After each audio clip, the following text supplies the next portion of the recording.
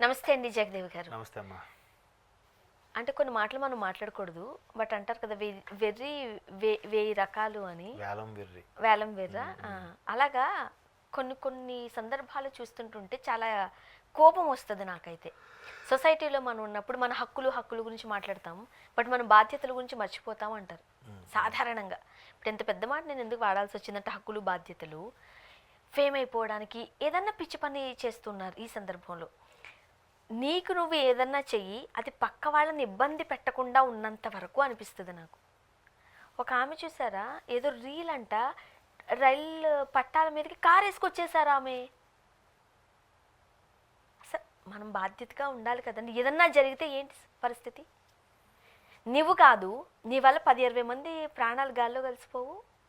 బాధ్యత లేకపోతే ఎట్లా కుదురుతుందండి?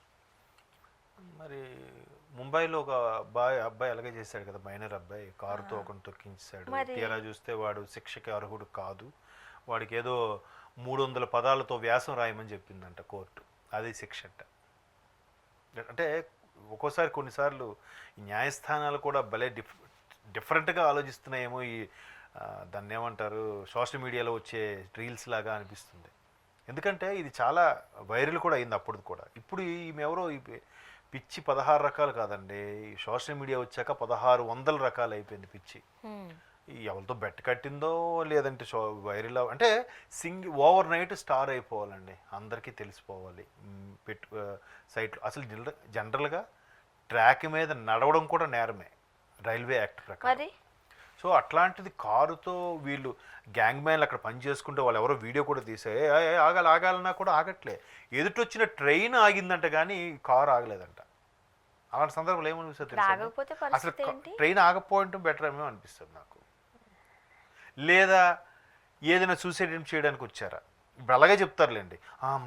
ఎట్లా దొరికిపోయారు కదా, ఎట్లా చెప్తారు సూసైడ్ వెంటనే తల్లి తండ్రి అయ్యో మా పిల్ల కదా అని చెప్పి సూసైడ్ చేసుకోవడం కారుతో ఎట్లా వస్తారండి, మనిషి ఒకరే వస్తారు కానీ. అవును, డాష్ గా వెళ్ళి నేను ఏదో నదిలో దూకేద్దాం అనుకున్నా, నాకు ట్రైన్ కనబడింది అని చెప్తారు. అరే చూడండి, రేపు కేసు వస్తే అలాగే చెప్తారు. తప్పించుకోవడానికి ఎన్నో మార్గాలు. ఇప్పుడు అందుకే గవర్నమెంట్లో కూడా కొన్ని రిమైండ్మెంట్స్ రోడ్ అండ్ ట్రాన్స్పోర్ట్ వాళ్ళు ఏం పెట్టారంటే, 18 years లోపు ఉండే వాళ్ళకి వెహికల్ ఇచ్చేదని చేస్తే పేరెంట్స్ కూడా పనిష్మెంట్ కింద చెయ్యాలి, తప్పులేదు. అవును. సో అంటే ఎన్ని జరిగినా డబ్బున్న వాడికి చట్టాలు ఏవి వర్తించవు. అంతా మిడిల్ క్లాస్ వాళ్ళకి, ఏ తాహతు లేని వాళ్ళకి ఈ చట్టాలు న్యాయాలు వెంటనే. ఈవెన్ మీడియా కూడా ఎట్లా తయారైందంటే అటువంటి విషయంలోనే ఇలా జరిగింది అలా జరిగిందని చూపిస్తారు. పెద్ద పెద్ద వాళ్ళ విషయాల్లో అసలు ఏమి, ఇప్పుడు కొన్ని కేసులు ఉన్నాయి పెద్దవాళ్ళవే కామప్ అయిపోయి తీయండి. ఒక్కడ తిరగడోటే 4th estate కదా, ఎందుకు తిరగదోడరు? ఒక్కొక్కరు బయటకు ఎందుకు తీరు, అది చేయరు ఎందుకు? అరే మనకు కూడా రెస్పాన్సిబిలిటీ ఉంది అని. బట్ ఎవడో ఒకటిది ఎక్కడో ఒక అమ్మాయి ఘటన, 4 అమ్మాయిని ఎవరు అత్యాచారం చేస్తే వాళ్ళ 4 ఘటన ఇంతవరకు ఇదవ్వలేదని చెప్పి రిపీటెడ్గా వేస్తూ ఉంటారు. అదే పెద్దవాళ్ళ విషయం వస్తే మాత్రం రిపీటెడ్ అనేది ఉండదు. ఎవరిని తప్పు పట్టాలి చెప్పండి? మళ్ళీ సబ్జెక్ట్లోకి వస్తే మారాల్సింది మనమే, ప్రజలే. ఆ ఛానల్లో ఉన్నాడు మనలో ఒకడే, పోలీసుగా ఉండాడు మనలో ఒకడే, ఆ గ్యాంగ్ మ్యాన్ మనలో ఒకడే, ఆ పిచ్చిగా కార్ డ్రైవ్ చేసుకున్నది కూడా మనలో ఒక ఆమె, ఒక సొసైటీలో ఆవిడే కదా. ఈ వేలం వేరు ఎటుపోతుంది, ఎలా వెళ్తుందంటే ఏం చెప్తాం? కొన్ని కఠిన నియమాలు, కొన్ని కఠిన చట్టాలు ఉండాలి, అమలు అవ్వాలి. వచ్చేసరికి చూడండి, పెద్ద పెద్ద వాళ్ళు ఏవేవో డ్యాన్సులు వేస్తూ ఉంటారు. మంచిదే. ఇప్పుడు నేనే కాదు, సొసైటీలో ఉన్న వాళ్ళు ఏమంటారు, మంచిని అందించడం కోసం ఏమైనా చెయ్యి, పక్కోడికి ఇబ్బంది పెట్టకుండా మంచి అయినా చెడైనా అది ఏదన్నా చేయండి, పక్క వాళ్ళకి ఇబ్బంది పెట్టకూడదు. ఏమంటారు, ఫస్ట్ బిజినెస్ ఎట్లా స్టార్ట్ అయితే తెలుసా? సాధారణంగా వంటల ప్రోగ్రామ్తో మీరు యూట్యూబ్ ఛానల్ చూడండి, 10 యూట్యూబ్ ఛానల్ ఉంటే అందులో 6 వంటల ఛానల్లే. ఫస్ట్ వంటలు చేస్తారు, వంటలతో మనకు పరిచయం అవుతారు. ఆ వంటలు కాస్త రుబ్బురోళ్ళు అమ్ముకునే దగ్గరికి వెళ్తుంది, మిక్సీలు అమ్ముకునే దగ్గరికి వెళ్తుంది. తర్వాత గ్రీన్ టీ కావాలనుకున్నా మనం ఆన్లైన్లో కొనుక్కునేది, మేము కేరళ నుంచి తెప్పిస్తున్నామంటారు. నిజంగానే.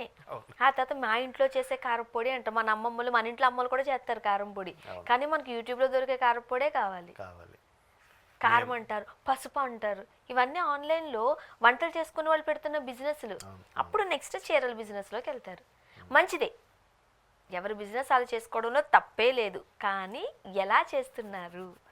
దానిలో జరిగే మోసాలు ఏంటి అనేదే ఇక్కడ క్వశ్చన్ మార్క్ అయిపోయింది. అవును. ఈ ఫేమ్ అంతా మళ్ళీ అక్కడ బిజినెస్లోకే కదా వస్తుంది. నేను కూడా మీరు అన్నారు కాబట్టి చెప్తున్నా, మా ఇంట్లో కూడా చిన్న డిస్కషన్ వచ్చింది నా వైఫ్కి నాకు. ఎట్లా అంటే రీసెంట్గా ఒక పేరు చెప్తే బాగుండదు, ఒక మిల్క్ ప్రొడక్ట్స్ కంపెనీ వచ్చింది. ఓకే. వాళ్ళు ఒరిజినల్ ఆవు పాలు గేదె పాలు డైరెక్ట్గా డైరీ ఫామ్ నుంచి తీసుకొచ్చి మేము ఇస్తున్నాం అని. సరే నేను చెప్పాను, అంటే నాకు కొంచెం డిఫరెంట్ ఇలాగా పిచ్చి ఆలోచనలు వస్తుంటాయి. అరే ఉన్న పాడి ఆవులు తగ్గిపోతున్నాయి ఒక పక్క, బయట చూస్తే ఒక 20 నుంచి 30 వరకు డైరీ ఫామ్స్ ఉన్నాయి. ఈ డైరీ ఫామ్స్కే ఉన్న కొద్ది ఆవుల నుంచే మళ్ళీ పాలు సప్లై చేయాలి. కాకపోతే అప్పుడేమవుద్ది, మంద ఎక్కువైతే మజ్జిగ పలచన అన్నట్టుగా ఈ పాలని మరికొద్దిగా పలచన చేసి వాడే ఆ పాలు అమ్మేవాడు అమ్ముకుంటాడు. అండి వాటర్ వేసినా పర్వాలేదండి, రకరకాల పొడులు వాడకుండా ఉంటే చాలు. ఎస్, అక్కడికి వస్తున్నా. ఆ పొడులేసి ఆ పౌడర్లు వేసి దాన్ని తెల్లగా చేసి, ఇంకొంతమంది ఏం చేస్తున్నారు తెలుసా, ఆ పాలల్లో తెల్లటి చిక్కగా ఉండే పాలల్లో పల్చటి కాటన్ లాంటిది పెట్టి అది నానబెడుతున్నారు. నానబెట్టి తీసుకెళ్ళి ఎండబెడుతున్నారు. ఒకవేళ పాలు లేని సందర్భంలో ఇమీడియట్గా ఎవరికైనా కావాల్సి వస్తే ఆ బట్టను తీసుకొచ్చి మళ్ళీ వేడి నీటిలో మరిగిస్తే కొంచెం తెల్లగా పాలులాగా వస్తున్నాయి, అవి అమ్ముతున్నారు. ఒకప్పుడు జున్ను పాలకి కాన్సెప్ట్ ఉండేది, ఇప్పుడు కొన్నిటి ఇలా కూడా చేస్తున్నారంట. మీరు అన్నట్టుగా పౌడర్స్ అయితే సర్వసాధారణ అయిపోయి, అది పంచదారలో ఉంటుంది, గోధుమ పిండిలో ఉంటుంది, గోధుమ నూకలో ఉంటుంది, అన్నిట్లో యాడ్ చేస్తున్నారు. ఏం పౌడర్ తెలియదు కానీ. సో అట్లాగా చాలా జరిగిపోతున్నాయి. అవే ఉంది, వీడు రేటు పెంచి మేము స్వచ్ఛంగా అంటున్నాడు, మన వాళ్ళందరూ సూపర్గా ఉంది. దానికి కొంతమంది సెలబ్రిటీలు యాడ్ ఇచ్చాడు, 4 కొంటే 4 ఫ్రీ, 40 కొంటే 40 ఫ్రీ అన్నట్టుగా. వెంటనే అందరు మళ్ళీ కొనేయడం. ఎక్కడి నుంచి వస్తాయండి? అంటే ఇదంతా ఫేమ్ అయిన తర్వాత చేసుకునే బిజినెస్ కోసం కదా. ఎస్. ఇప్పుడు ఈ ఫేమ్ లో నేను మధ్యలో వస్తున్నారు. నేను ఇది మా శ్రీమతి గారికి చెప్పి, లేదమ్మా వీళ్ళే, అది కొత్త డ్రామా, ఇది వాళ్ళ ఫేమ్ కోసం అని చెప్తుంటే, మీరు అన్నింటినీ అనుమానిస్తారు, ఎవరు నమ్మరు అని అంటారు. నమ్మరు కాదమ్మా, ఇక్కడ లేనిది ఎక్కడి నుంచి వస్తుంది? రాదు. వీడే అలా చెప్పి అమ్ముతున్నాడు, అందులో ఏముండదు. వాళ్ళు అయితే చాలా బాగున్నాయట. వెంటనే మా పక్క వాడు వాడే ఆవిడ రిపోర్ట్. ఊరికే అదిగో పుల్లంటే ఇదిగో తోకని రకాలే. లేదండి మనం తెప్పించామండి ఆ కంపెనీలో, అది చాలా బాగున్నాయండి అవి. ఏం బాగున్నాయి, ఇవి అలాగే ఉన్నాయి. ఎందుకు? ఎవడో వాడు బాగున్నాయని చెప్పుంటాడు, సుపీరియర్, ఇది బాగా ఇష్టమైన వాడో ఎవడో బాగాలేమంటే ఆడేమనుకుంటాడని ఇది కాంప్రమైజ్ అయిపోతూ ఉంటాడు. సో అట్లాగా మీరు అన్నట్టు ఆ బిజినెస్లు.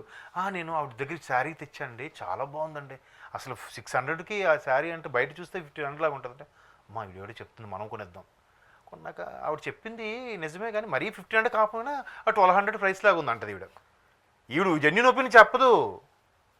అంటే అట్లా జరుగుతున్నాయి. ఇప్పుడు ఈ రీల్స్ లో మనం చూస్తుంటే యాంకర్ మదర్స్ కూడా డాన్స్ వేయడాలు అప్పుడు మనం చూసామా, చాలా ఎందుకు ఎలాగని చెప్పి ఇంకేం కావాలి, ఫేమ్ ఏం చేద్దాం అనుకుంటున్నారు అనేది తెలియదు.